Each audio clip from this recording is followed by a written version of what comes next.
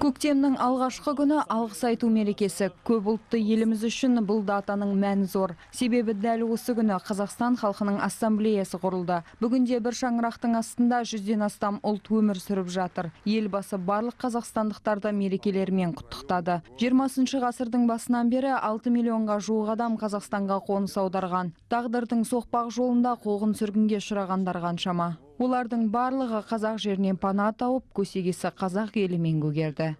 Бұл күн отандастарымыздың және еліміздегі түрлі этностардың бір-біріне қиын қыстау кездерде қол ұшын беріп көмектесіп, әлсіреп келген, аш келген адамдарды аяғынан тік тұрғызып, алғысын білдіріп жатқан әрбір ұлттардың өкілдеріне біз де өз алғысымызды айтамыз.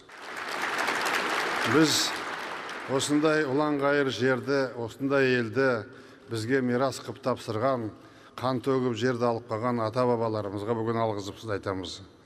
Мен алғыс айту күні игі дәстүрге айналып, халқымыздың ең сүйікті мерекелерінің бірі боларына сенемін.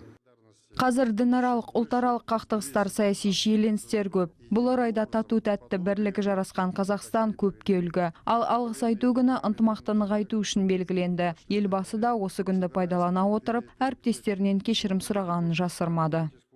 Адамдар бүгінгі күні егерде кемшіліктер болса, қатты сөздер айтылса, өкпесі болса, кешіріп бәріне болғандарды мен өзімнің әріптестеріме бүгін таңертең бәрінен кешіріп сұрадым.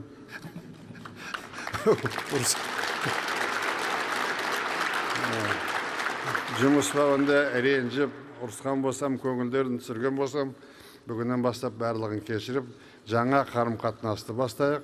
Кешірімділіктің басы әр жерде де, жанұяда да, жастардың арасында, үлкендердің арасында үлкен керемет күш.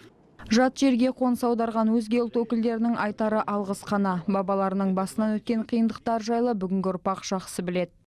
Біздің ата-бабаларымыз осы 44-ші жылы жер аударып келген кезде қазақ халқы оларды қуанышпен, достықпен, бауырмашылықпен қарсы алған болатын. Солардың бәрін бізге олар әрқашан айтып отыратын еді. Біз ол айтқандарды ешқашан ұмытпаймыз. Өзімізден кейінгі ұрпақтарға оларды айтып отырамыз.